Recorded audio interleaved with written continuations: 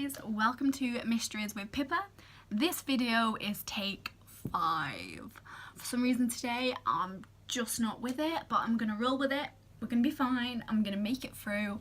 It's already up late as it is. I was checking for a watch that does not exist. So yes, happy St. Patrick's Day to anyone in the UK, and let's begin. So today I'm going to be talking about Alexander Litvinenko. He was an ex-Russian spy who was poisoned by supposedly the Russian government in the UK. I do believe this, but I have to say supposedly because nothing's ever been proved. To begin, I just want to say the reason why I'm doing this. If anyone, it'll probably be in the UK and worldwide, will know there has been an attack on a former Russian agent and his daughter by a nerve agent, and it kind of just reminded me of Alexander Litvinenko's experience that he had, and I really just wanted to raise some more awareness of it and talk about the injustice of it. I've listened to all of your feedback as well. The background is going to be changing, don't worry. By the way, that there is my yoga. When I do my yoga. So the background is going to be changing, so please don't worry about that too much. It's going to look more appealing, and also quite a lot of people don't like me staring not at the camera. I'm staring just off the camera. I will buy a new camera as soon as I can. I have a lot of money going out because I'm having laser eye surgery in June, so I haven't been able to kind of put money away for a camera, but I will, and it'll be a very nice camera that people use for YouTube and they'll love it. So please bear with me until that, and let's begin. Alexander Litvinenko was born on the 30th of August 1962, and when he graduated in 1980 he was then recruited by the KGB to be part of their company. Now the KGB is the Russian spy authority intelligence, and his specialism was organised crime such as the mafia. In the mid-1990s, a man called Boris Borovsky had been attempted to have been assassinated, and so Litvinenko was given the task to find out who had tried to assassinate him. While trying to do this, he befriended Borovsky, and they became really good friends. He was even in charge of his protection. After a couple of months, Litvinenko was called back into his office, where he was told by his supervisor that the reason why he was asked to befriend Borovsky was the fact that he was going to have to actually assassinate him. Litvinenko did not agree with this, and he even told Borovsky and his wife of the plans that he was asked to assassinate him, and blank out refused. Then in 1998, at a press conference in Moscow, Alexander Litvinenko read out a speech on how he knew that the Russian authority and police were part of a criminal organisation and were murdering people. Then in 1999, a tragic event that happened that was called the apartment bombings, in which 300 people died in an apartment block in Moscow, happened. Alexander Litvinenko later wrote a book called Russia Blown Up with another colleague, or a former colleague who he used to work with, and they exposed Russia and said that it was actually Vladimir Putin who had planned this.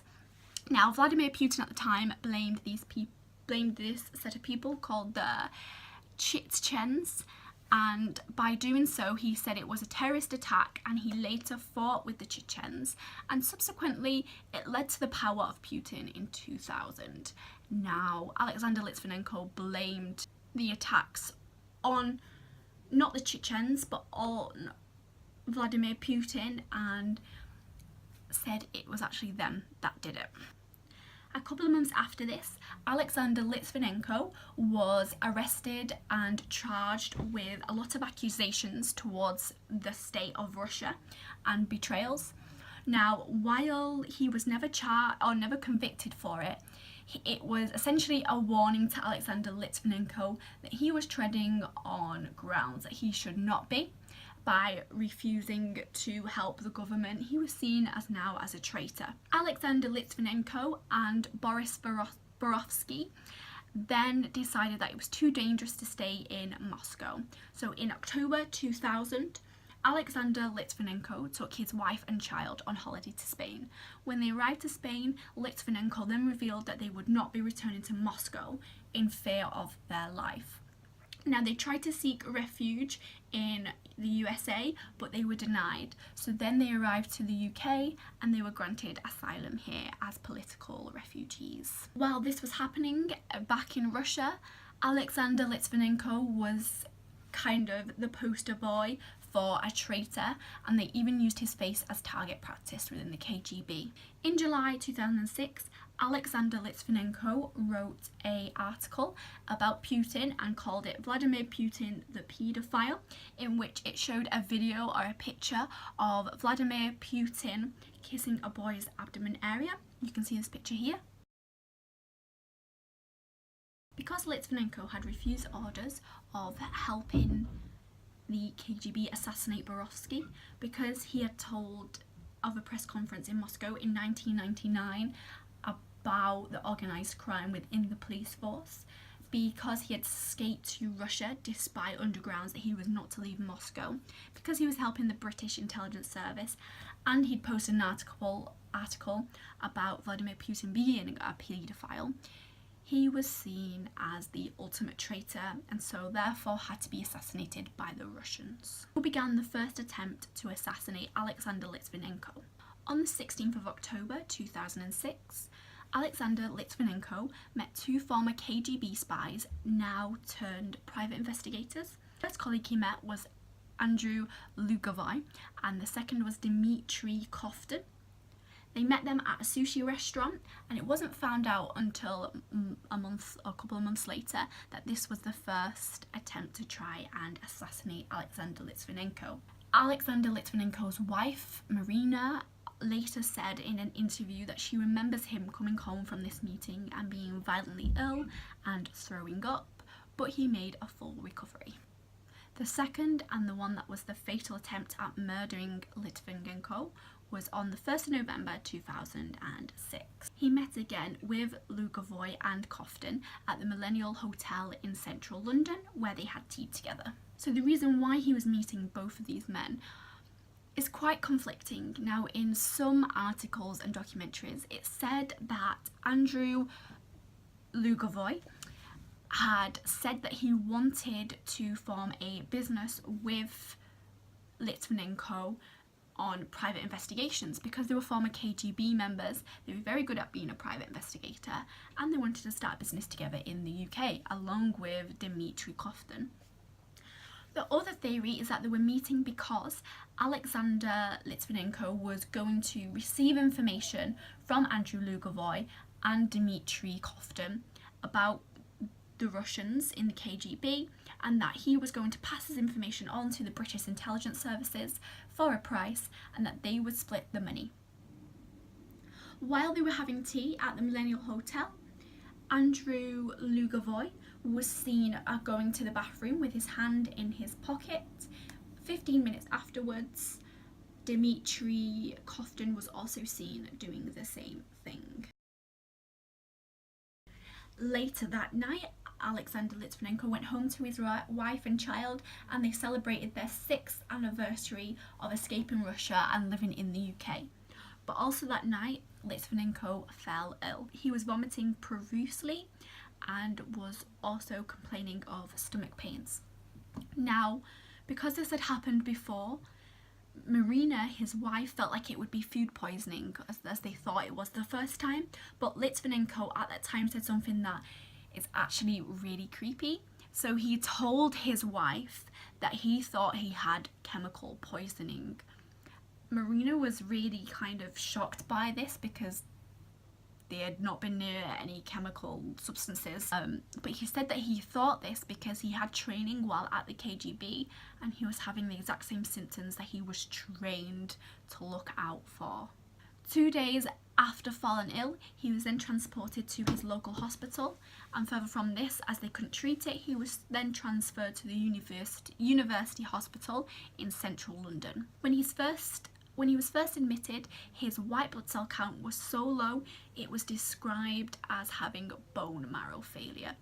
12 days after being admitted to hospital, a cancer doctor came on the ward and described to Marina, the wife of Litvinenko, that he looked like one of his patients, as he had lost all his hair from this kind of poisoning that he was having, and that's when they thought that it was some kind of radiation poisoning. They expected it to be gamma radiation poisoning, but that came back negative, and so as a last resort, after talking to Litvinenko, realising he was involved with high Russian authority, he was asked if his blood and urine samples could be taken to a secret location in the UK, top secret nuclear radiation centres. And so it was taken and tested. It was found that Litvinenko had the really expensive radioactive isotope plutonium-210 in his system. It is so radioactive that it actually leaves a trace wherever you go with it. And what also is so sad about this is that on the day they found out he had plutonium-210 poisoning, he died at 9 p.m.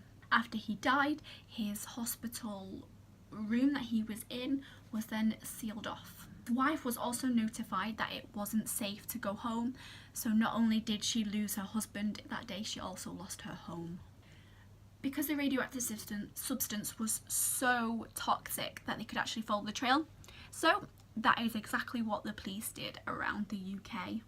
They followed the trail and found out that it was at the sushi bar. This was then discovered that this would have been the first attempt, but for whatever reason it didn't enter his system, it was just surrounded by him. And so he fell ill, but it wasn't fatal enough. But the traces of plutonium were found on the seats, on the tables, on the sushi dishes that were there. Also, the hotel that they stayed at that night, Best Western Hotel, they also found traces of plutonium in the bin, on the sink, in the bedroom, and it was that toxic. The experts that came in, all in the white radiation suits and lead boots, when they had the radioactive device to detect the radioactive substance plutonium-210, they actually stepped back out because it was just too radioactive. Even with the lead lining suits on, it was too much to even attempt to go in there.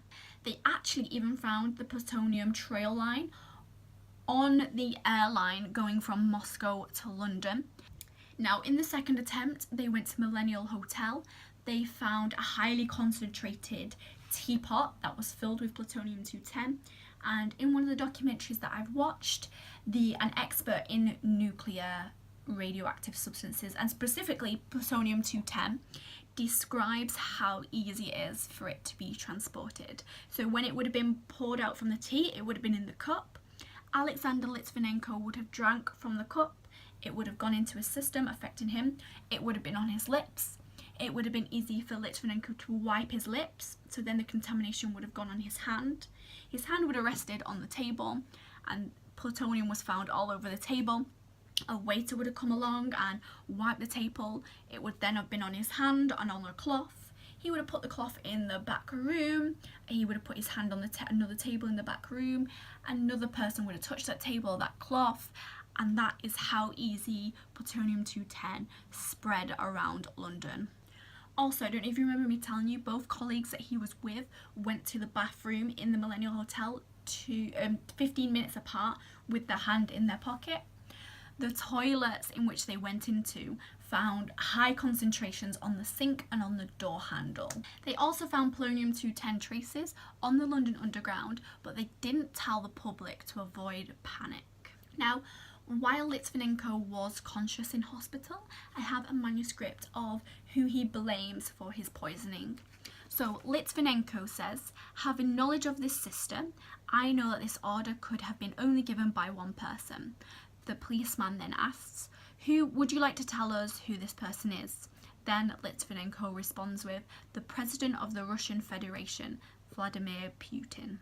When the UK government confronted the Russian government with these claims, a spokesperson for the Russian Federation came forward and said that it wasn't true. They denied it. They still are denying it to this day. And then they went on to blame Alexander Litvinenko himself. They made up a theory that Alexander Litvinenko must have been smuggling plutonium-210 into the UK by himself and accidentally poisoned himself. It's a bit of a weird theory, a bit of like an elaborate hoax, I think, to suggest that. Before we go to the end, I'd like to just talk about plutonium-210. So every batch of plutonium that is made has its own unique chemical compound.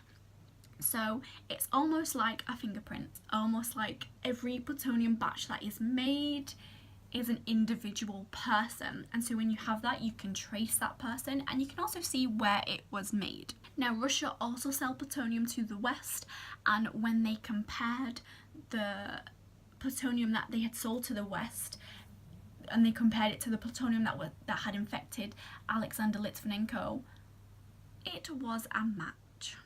Also, a really sad thing about plutonium-210 is that if it is contained around you, it will make you very ill, but it is not fatal. But if it is ingested or injected or somehow enters your bloodstream, it's fatal. Another really scary thing about plutonium is everything is monitored, from the making of it, the manufacturing of it, the distribution of it, the transport of it, and also how it is going to be used is not only heavily guarded but has to be heavily documented. So the fact that plutonium-210 ended up on the streets of London is very scary. Now, I work in a laboratory and I work with a substance called piperazine. What I do is I make this substance into another substance called MDHS, and I apply this on filters and it gets sent out to clients who like to test for organic substances with those filters. So filters about that big. We work from filters from 25 millimeters to 110 millimeters, and so I spike them with a substance called piperazine along with other substances. But anyway, piperazine is a lot less toxic than plutonium-210, but it is heavily guarded. It's in a special safe in my work, and you have to accurately document when you've taken out, what you're going to use it for, and if you're seen as wasting it, it is very suspicious and you can be called out for it. So you can't waste it, and that is just piperazine. So plutonium-210, which is highly radioactive, very difficult to make, can only be made in certain parts of the world, that tells me it is a state killing. In May 2007, the prosecution wanted to prosecute both of the colleagues that were with Litvinenko that day. But in that year, Andrew Lugovoy was made part of the Russian parliament and so was excluded from ever being able to prosecute. And in 2015, he was given a medal by Vladimir Putin for services to the motherland. He even had a TV show called Traitors. Dmitry Koftin, he was due to give evidence via a video link in Russia into the inquiry of the death of Alexander Litvinenko, but he backed out at the last minute, and not much more is really known of him to this day. This is a really tragic event, and it's actually really scary, I think, hearing about it, and also hearing everything at the moment about the nerve agent, and I just really wanted to raise some awareness on this subject. Now, for my next week's one, I'm actually going to be talking about an unsolved mystery, because so far I've talked about murders that have been fully resolved, and it's not really much of a mystery, so I think to give my name some credit, that's what I'm going to do. So thank you for your time, and I will see you next week. Bye!